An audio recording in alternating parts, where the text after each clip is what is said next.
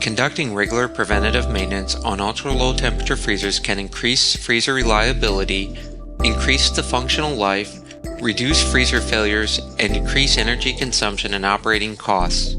The National Institutes of Health Manual Chapter 26101-16 requires that ULT freezers at NIH to have a preventative maintenance every 6 months.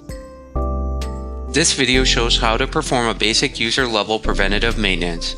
We will go over maintaining the filters, condenser coils, and ice buildup. The freezers shown in this video are the most common models at the NIH. These principles can be applied to most ultra-low temperature freezers. Service technicians will do a more in-depth maintenance, including a voltage check and internal temperature verification. They are able to identify problems that could lead to a freezer failure. If you encounter any problems like these or find something that you are unsure of while conducting a user-level maintenance, contact a service technician. The equipment that you will need to perform a basic user-level maintenance includes a mild detergent, soft wipes or a washcloth, an ice scraper, gloves, absorbent pads or a towel, and a vacuum cleaner.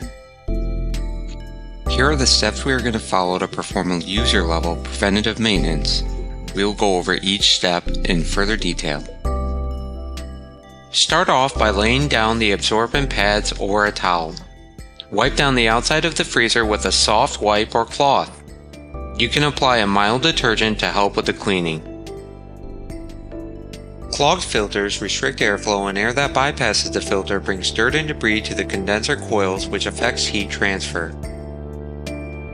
This causes a compressor to operate at a higher duty cycle, which will decrease reliability, reduce the compressor life, and can lead to a 25% increase in energy consumption. In the next part of the video, we are going to show how to clean the filter and condenser coils. Open the grill to access the filter and condenser coils. Remove the filter. Vacuum the filter to remove dust and debris, or rinse the filter in a sink.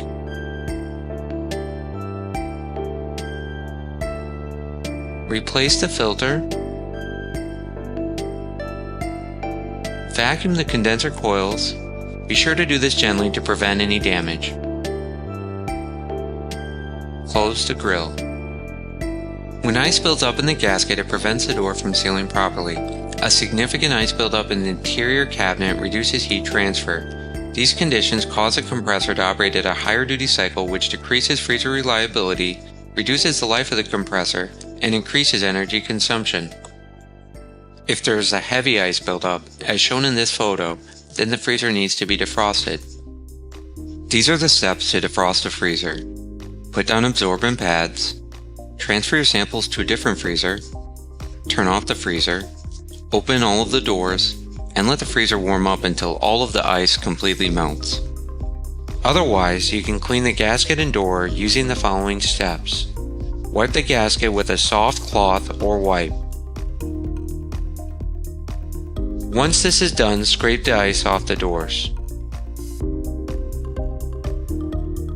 Keep a preventative maintenance log for each ultra-low temperature freezer. Record the date of each preventative maintenance to ensure that maintenances are done every 6 months. Review NIH Manual Chapter 26101-16 for a complete guide to managing ultra-low temperature freezers at the National Institutes of Health.